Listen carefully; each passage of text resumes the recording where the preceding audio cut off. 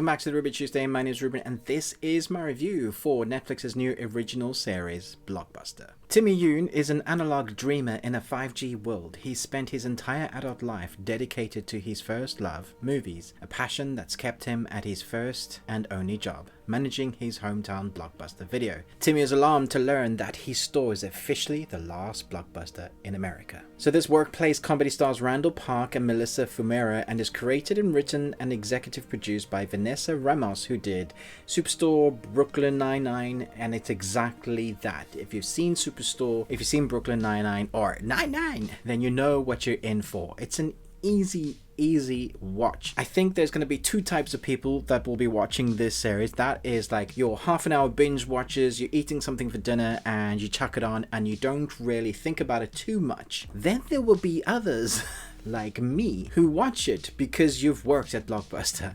I've worked at in my younger versions.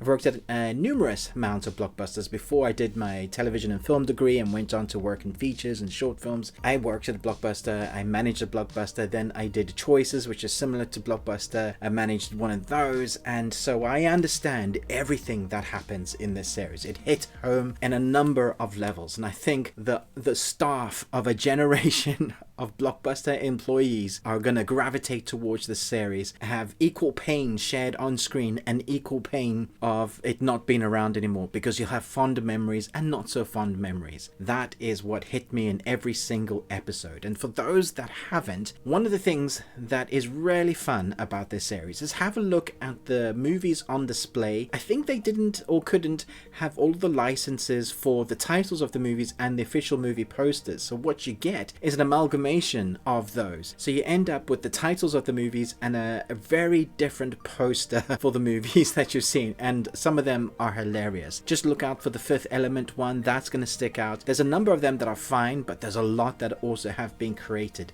and that became a really massive Easter egg for me to watch while watching this. There of course is an arc, and the arc really is this guy looking after the last Blockbuster store with his employees. Then there is the employee that he has liked forever, kind of grown up together, working in the store, live in the same hometown. She married someone else but now is trying it again with someone else, but they still have feelings for each other. That storyline that she's done, so same actress in Superstore, basically when they asked her to come over and do this one, they basically say, can you be that character? But in this series I felt like they almost didn't change anything for her character. That is this in a nutshell, and that is one of the major arcs, and it's tried and tested, but it kind of works. You know, if it's not broken, don't try and fix it. So there's a number of elements that work in this series. I do think we're going to see this series around for a long time. There's a generation of people that, especially the young new ones, they're like, what's a video store? What's a DVD? What's he talking about, renting a DVD? And now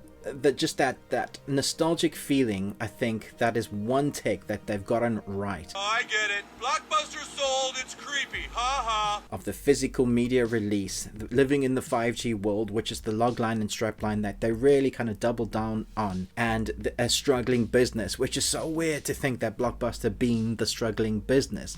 You know, it used to be the thing before Netflix was the thing. On a Friday night, you would go to the movie store, you know, get some sweets and haggle over which of the movies you want to get, but maybe they're doing a 3 for 2, or maybe the employee has convinced you to get a movie and that night you're watching it and you're like, this is a load of rubbish, never trusting them again. It's that sort of feeling that is really well put across, but it's also quite funny. There's a character in this series that I didn't get, that I didn't like, and I still don't. I will leave you to discover which character you think that is. I just think it's weak writing. It's the sort of best friend, it's meant to be funny, and I just don't think it works. That's just my opinion. My wife, I think she felt the same way. He was the most irritating. But it's not something that you have to think hard about. You're either going to like it or not. It's either going to be easy watching for you or not. For me, I thoroughly enjoyed it, but that's because I have a personal stake in this, and it really meant a lot to me to be watching this. It ticks a bunch of boxes of nostalgic viewing, but also, you know, past personal employment. So let me know your thoughts and feelings on this. I'm going to give this 3.5 Nicolas Cage's 5.